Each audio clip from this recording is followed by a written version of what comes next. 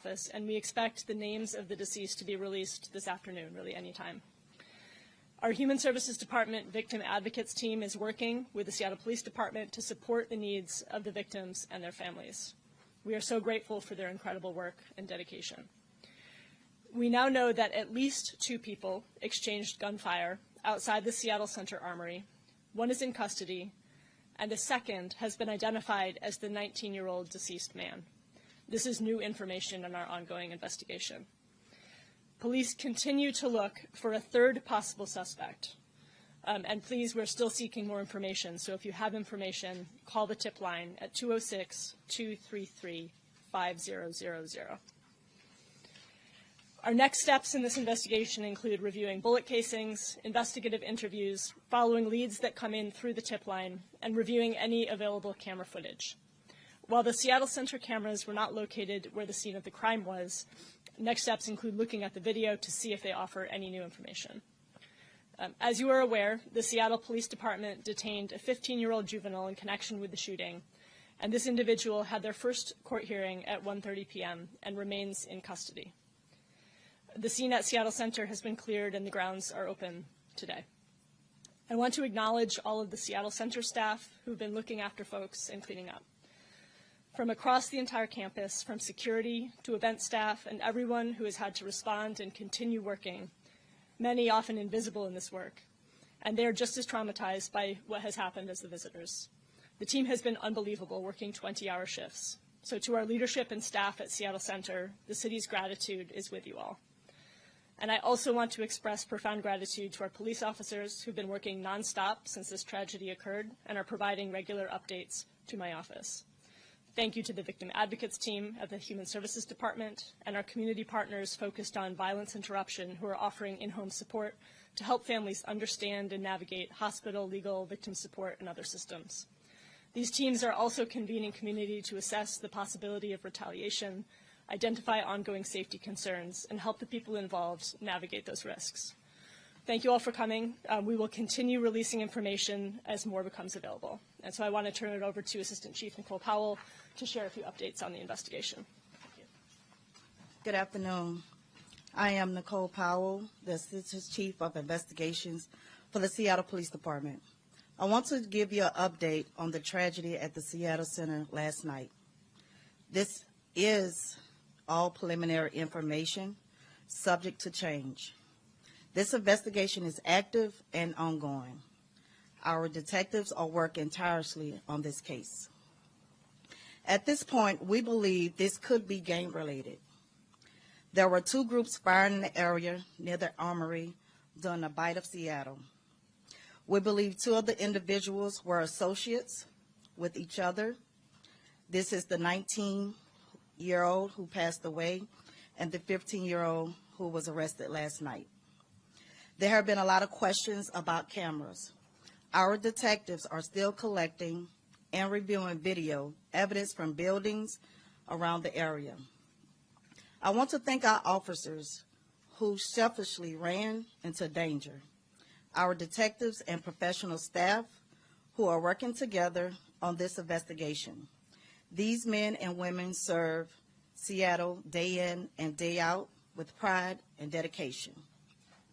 Again, I want to emphasize, this information that I provide today is preliminary. Once we have additional information, we will provide it to the public. And if anyone have any video, seen anything, please call our Violent Crimes Tip Line at 206-233-5000. Thank you.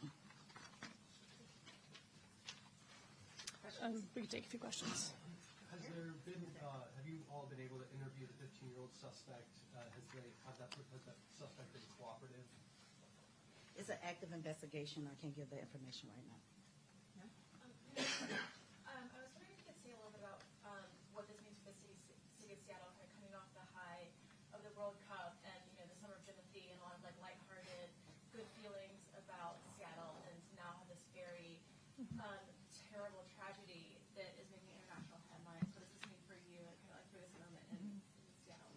I mean, I think this is weighing on us all right now, certainly weighing on me. I also just want to recognize that we've had a number of tragic incidents of gun violence this year, and all of them take very, very seriously. So I think, everyone deserves to feel safe in our city, to be safe in our city, in all of our neighborhoods, in all of our public space. And we're going to be working as hard as we can to make that the reality, because we know that the future of our city, its vitality, our quality of life, depends on people feeling safe wherever they are in our city. So that's my very highest priority. Was there any altercation between the 19-year-old and the 15-year-old before this? Did any witnesses hear any fighting? Was there anything that we can identify that happened prior to the shooting? This is still an active investigation. We're still interviewing witnesses, so it's going to take some time to go through all of that. Amari, you were next. Yeah, listening to your preliminary investigation there, you mentioned that this very well could be gang-related. What steps is the city of Seattle taking, considering that, there's other festivals that are on the horizon here, or Mojo Fest, different concerts coming up, of course, and that's our communities across the city, where it seems like two people who might not have known each other or liked each other, probably knew each other, started gunfire. What's the city's plan to be able to make public gatherings safe, considering we're in festival season right now? Yeah, I think this is going to be an ongoing collaboration between the city, all of our partners, county, Office of Gun Violence Prevention, all of our community partners. So it's going to take all of us. And, I think, part of this is having the right kind of official presence at events. Part of this is just making sure that we're working with our community partners that are doing violence intervention work. So we're going to be making this plan together as the days go on.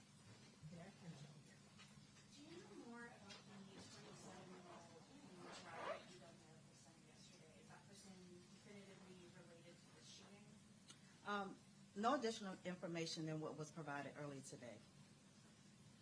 With one outstanding suspect, is there an ongoing threat to the public? And can you elaborate more on the relationship between the 15-year-old and the 19-year-old? This is an active investigation, so I'm limited what I can say. What I want is to encourage the public who was out there. There was a lot of people. If they have any videos or any witnesses seeing anything, please call that tip line. We're still trying to ascertain that information. As soon as we have it, we're going to make sure we put it out as soon as possible. Yeah, hi. I'm just trying to break down some of the specifics here. So, according to the court documents, the 19-year-old who later passed away was detained at the same time as the 15-year-old. So those two were associated, and there's a third person, at least one more person out there that you're still looking for, who potentially they were attempting to attack, or vice versa. Can you help me understand, and maybe also how many guns you know were involved? So the information I provided today, right now, is what we have. It's still an active investigation, so I can't provide any additional information. Once we get it, we will provide it to the public. According to court documents, the verbiage in the super form says that the 19-year-old was the second shooter. Why didn't you guys release that this morning? It is an active investigation, I think. Once we get that information, once we get the witness statement and videos and obtain more information, is the information that we put out right now. Like I said, it's preliminary. Things are subject to change as the investigation goes on.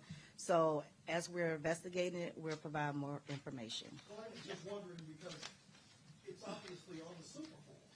So the police already said that. So my question is, why did we have to have a second press conference to get that information when we could have got it this morning?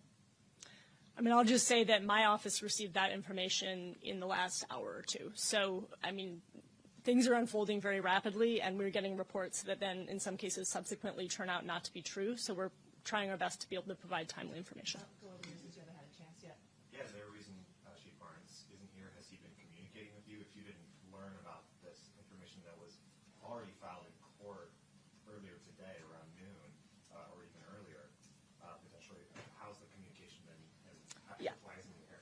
Again, Assistant Chief Nicole Powell is here because she is the one heading up this investigation, was able to provide us with an update. Again, information is going back and forth between multiple parties very fast right now. So, we've received that information in the last couple hours, and we're able to share it right now. Let's do one more. Go ahead. Where were the guns recovered on scene, and have you been able to run them to see if they've been stolen, used in any other crime? It's an active investigation. I can't provide that information right now. Do you understand why people might be frustrated that that's the recurring answer that we're getting today? I understand as we get information that we can release to the public, we will provide as soon as we can. So we'll be back here again at noon tomorrow, and as we have more information, then we'll be happy to share it with you all. Quick thought before you go. I just want to say, and I think I can speak for all members of the media here, that we're partners. We're partners with you guys. That's what we do. That's what we see ourselves as public servants too. And we're not always treated that way. Yeah, absolutely. What we're doing here is we're trying not to provide inaccurate information that later we have to walk back. So I appreciate you all being here and helping us in the all-important mission of keeping the public informed about what is happening. And again, we are trying our best to provide the most accurate information we can in a timely manner. Thank you. Thank you.